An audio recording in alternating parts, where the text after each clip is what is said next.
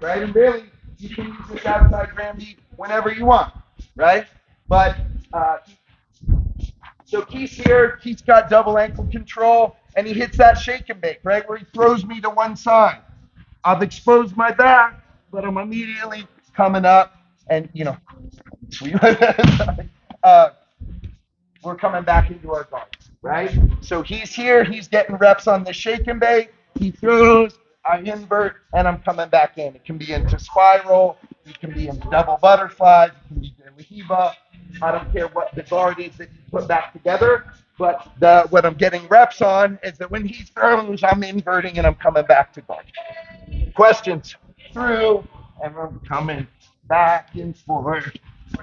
We're going to make you run it for a minute. All right?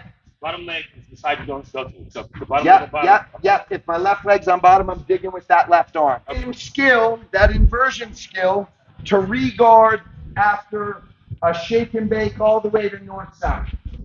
So Keith's here. Keith hits this shake and bake. Boom! Framing on whatever I can, right? Maybe it's his shoulders, maybe it's his knees. I'm coming up. My legs can certainly come through the middle. That's not how I generally do it. And I just use one, right? I could put it here on his thigh. I could put it on his hip. It doesn't really matter. But then I'm using that to spin me back through. Hits the shake and bake. Boom, I'm framing.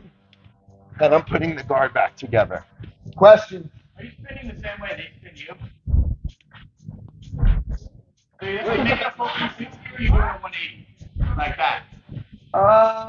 It's just It goes either way. Yeah, it doesn't matter. Like I'm just whatever feels right.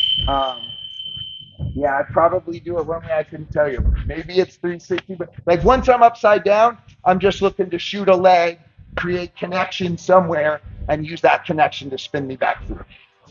And again, right earlier, when they stepped to that hip, we just framed on the shin and we inverted and brought our hips back into play, right? Brought our legs back into play. We didn't post a foot on the hip. I'm going to show it now, same drill, where we're going to post a foot on the hip.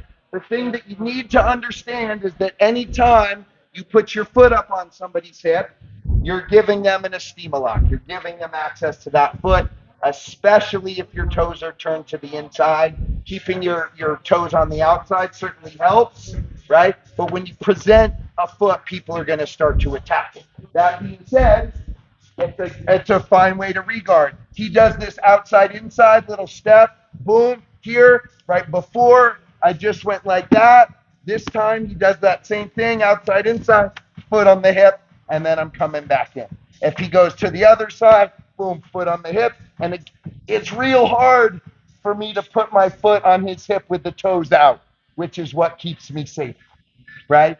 That's what's going to happen, but understand that stay up, foot lock me. When I go here, boom, he's got a foot lock right off the bat. So you got to be prepared to tap or be aware of the wrist. Okay, questions on what we're doing? One last guard retention drill, and then we're going to be going live passing with some stipulations here in a minute. Questions? 1, 2.